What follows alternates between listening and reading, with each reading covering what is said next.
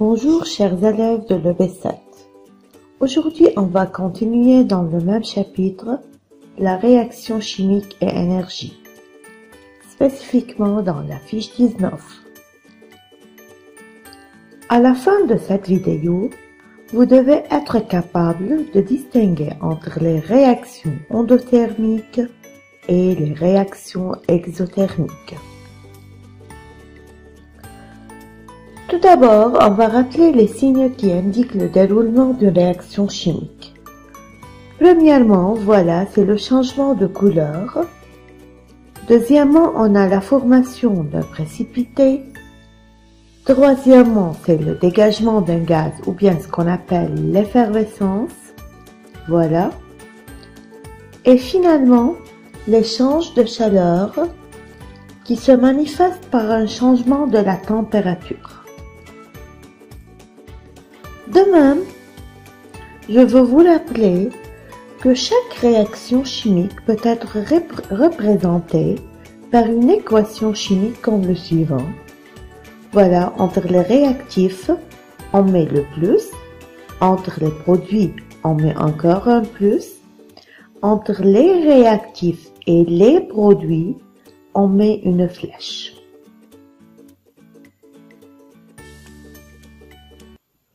Maintenant, on va résoudre ensemble l'application 1. Voilà un clou en fer, c'est-à-dire il est formé de fer, et qui est plongé dans une solution bleue de sulfate de cuivre. C'est une solution chimique. À la fin de la réaction, on remarque un changement de couleur. Voyez? En réalité, il s'agit d'une nouvelle substance qui se forme. C'est une solution verte de sulfate de fer. Et on note la formation d'une couche de cuivre métallique qui se forme sur le clou de fer. C'est une autre nouvelle substance qui se forme. Maintenant, pour les questions, citez deux signes qui indiquent une réaction chimique qui a lieu. On a déjà noté ces deux signes. Voilà. Tout d'abord, on a le changement de couleur, c'est-à-dire la couleur bleue se change, voilà, la couleur bleue se change en vert, et la formation d'un précipité, c'est-à-dire la formation d'une couche de cuivre métallique sur le clou de fer. Deuxièmement, on vous demande d'indiquer dans cette réaction chimique les réactifs et les produits. Toujours lorsqu'on vous demande d'indiquer les réactifs, on regarde au début de l'expérience qu'est-ce qu'on a comme substance chimique. Lorsqu'on vous demande d'indiquer les produits, on regarde à la fin de l'expérience quelles sont les nouvelles substances chimiques qui sont formées. Pour les réactifs, on note le sulfate de cuivre et le fer. On ne dit pas le clou en fer. On ne dit pas une solution bleue de sulfate de cuivre. On note seulement le nom chimique de la substance. De même pour les produits, on a le cuivre métallique qui se forme sous forme de précipité et on a le sulfate de fer, les noms de ces substances chimiques. Finalement, on vous demande d'écrire l'équation nominale, c'est-à-dire en mots, de la réaction chimique qui a eu lieu. Voilà, les réactifs, sulfate de cuivre et plus fer, flèche, sulfate de fer plus cuivre. Comme on a déjà noté, l'un des signes d'une réaction chimique, c'est la production de l'énergie. Mais en réalité, l'énergie a plusieurs formes.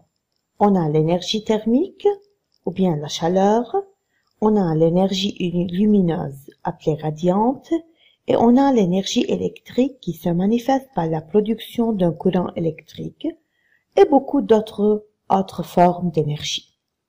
En réalité, plusieurs réactions chimiques produisent de la chaleur lors de leur déroulement. On a la combustion du bois, on a la réaction entre l'acide chlorhydrique et le zinc. Est-ce que ces réactions dégagent de la chaleur lors de leur production? Voyez avec moi comment la température augmente durant le déroulement de ces réactions chimiques. Mais, est-ce que toutes les réactions chimiques dégagent de la chaleur? En réalité, on a deux types de réactions chimiques essentiellement. On a les réactions chimiques qui absorbent de la chaleur et d'autres qui dégagent de la chaleur. Si la réaction chimique dégage de la chaleur, c'est-à-dire produit de la chaleur, on l'appelle réaction exothermique. Tandis que la réaction chimique qui absorbe de la chaleur, on l'appelle réaction endothermique. Pour cela, on va parler de ces deux réactions en détail. En ce qui concerne la réaction exothermique, exo, ça veut dire sortir vers l'extérieur. Thermique, ça veut dire de la chaleur. C'est-à-dire, il s'agit de la chaleur qui sort vers l'extérieur. Voilà, durant la combustion du bois, il y en a de la chaleur qui se dégage, c'est-à-dire qui est produite vers l'extérieur. La chaleur est transférée vers l'entourage, c'est-à-dire vers le milieu extérieur. Pour cela, la chaleur est dite dégagée, c'est-à-dire produite vers l'extérieur, comme on l'a dit. Alors, comment varie la température durant cette réaction exothermique? En réalité, la température augmente durant cette réaction. Pour cela, on dit que la température de l'entourage, c'est-à-dire du milieu extérieur, augmente durant une réaction exothermique et on sent cette chaleur vers l'extérieur, qui se dégage vers l'extérieur. Tandis que pour une réaction endothermique, endo ça veut dire entrée, thermique ça veut dire chaleur, c'est-à-dire il y a de l'entrée de chaleur du milieu extérieur vers le milieu là où la réaction chimique aura lieu. Pour que le cuisson de cette réaction, ou bien de ces aliments aura lieu, il faut que de l'énergie ou bien du chaleur est absorbée vers le milieu là où la réaction aura lieu. Pour cela, on dit la chaleur est prise de l'entourage, c'est-à-dire il y a absorption de la chaleur. Mais comment maintenant la température varie durant cette réaction endothermique? Puisqu'on a absorption de chaleur, c'est-à-dire la température diminue, avec le temps, on dit que la température de l'entourage, c'est-à-dire du milieu extérieur, diminue avec le temps. Voyez avec moi, il s'agit d'une réaction entre l'acide chlorhydrique, on met tout d'abord de l'acide chlorhydrique dans l'Erlenmeyer, et maintenant on va verser quelques grammes du poudre de zinc. Voilà, et on bouche l'Erlenmeyer directement après le déroulement de cette réaction chimique. On voit le dégagement d'un gaz, on voit de même, si on voit de plus proche, on voit une augmentation de la température, voilà, qui augmente progressivement avec le temps, voilà. La température augmente avec le temps et c'est très clair. Alors, c'est une réaction qui dégage, c'est-à-dire qui produit de la chaleur. Très bien.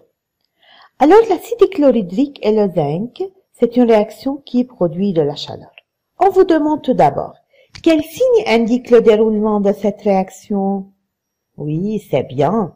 Voilà le dégagement des bulles de gaz et on a parlé avant du dégagement ou bien de la production de la chaleur. Très bien. Nommez les réactifs utilisés dans cette réaction chimique.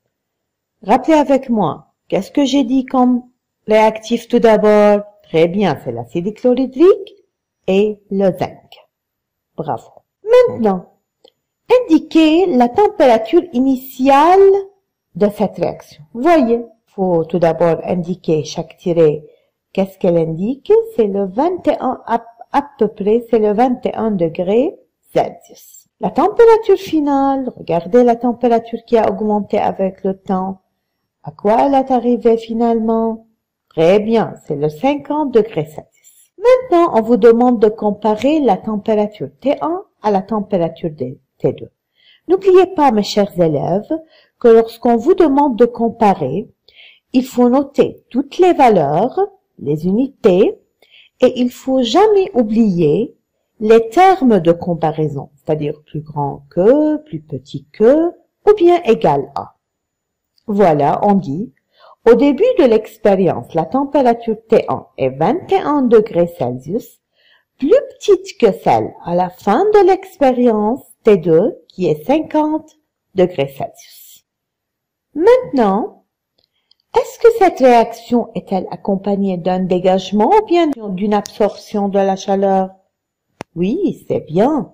Il s'agit d'un dégagement de la chaleur. La température a augmenté de 21 degrés Celsius à 50 degrés Celsius. Indiquez la nature de cette réaction alors. Si la réaction dégage de la chaleur, qu'est-ce qu'on l'appelle? Très bien, mes chers élèves, on l'appelle une réaction exothermique. Les produits obtenus sont le chlorure de zinc et le dihydrogène. On vous donne cela comme données. On vous demande d'écrire l'équation nominale correspondante à la réaction chimique qui a lieu. On a noté avant les réactifs qui sont l'acide chlorhydrique et le zinc et on vous donne ici les produits qui sont le chlorure de zinc et le dihydrogène. Alors l'équation nominale sera zinc plus acide chlorhydrique flèche chlorure de zinc plus dihydrogène. Comment peut-on identifier le gaz de dihydrogène? Rappelez bien que c'est un test qui est très important. Pour tester la présence du gaz de dihydrogène, simplement, après production d'une quantité de dihydrogène, il faut simplement arriver une flamme. On entend une petite détonation. Elle n'est pas très claire ici.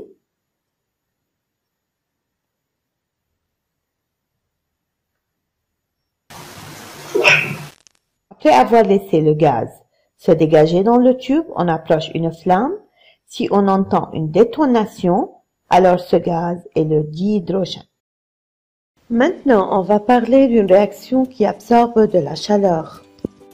Voyez avec moi, on va prendre une quantité d'hydroxyde de barium, on le met dans le bécher. On met cette quantité dans un bécher. Dans un autre bécher, on met le chlorure d'ammonium.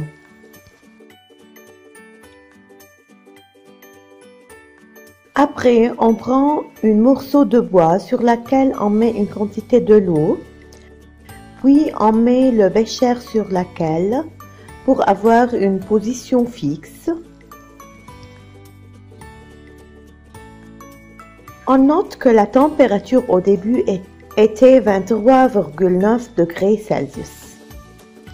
Puis on ajoute le chlorure d'ammonium sur l'hydroxyde de barium.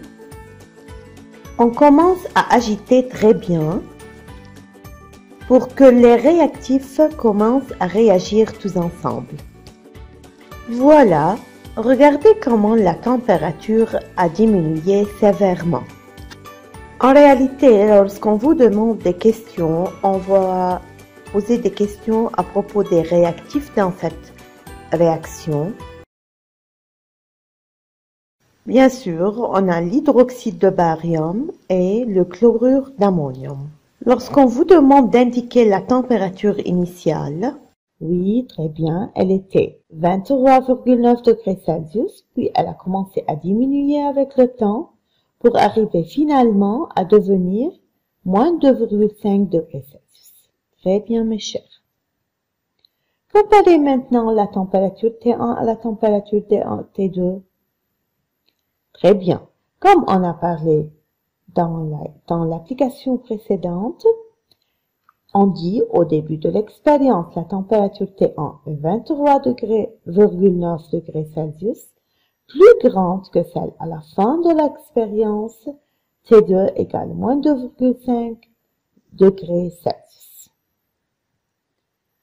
Cette réaction est-elle accompagnée d'un dégagement ou bien d'une absorption de la chaleur? Oui, très bien. Il s'agit d'une absorption de la chaleur, puisque la température a diminué de 23,9 degrés Celsius à moins 2,5 degrés Celsius. Alors, quelle est la nature de cette réaction chimique? C'est vrai, il faut noter, puisqu'on a une absorption de la chaleur, alors il s'agit d'une réaction endothermique. Pour résumer, on dit qu'il y en a certaines réactions chimiques qui sont accompagnées par une absorption ou bien un dégagement de chaleur. Si la réaction est exothermique, alors elle est accompagnée d'un dégagement de chaleur vers l'extérieur, on dit qu'elle est exothermique, et dans ce cas, il y a une augmentation de la température du milieu extérieur. Tandis que pour une réaction endothermique, la réaction est accompagnée d'une absorption de la chaleur, on dit qu'elle est endothermique et qu'il y en a une diminution de la température du milieu extérieur.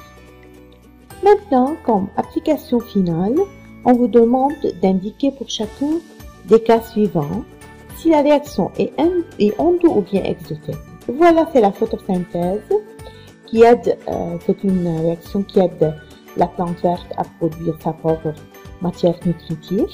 Alors, il y a absorption de l'énergie solaire et il y a absorption de dioxyde de carbone du milieu extérieur pour produire le dioxygène et le sucre. On dit de cette réaction très bien qu'elle est une réaction endothermique. Bravo mes chers, puisqu'on a une absorption de l'énergie.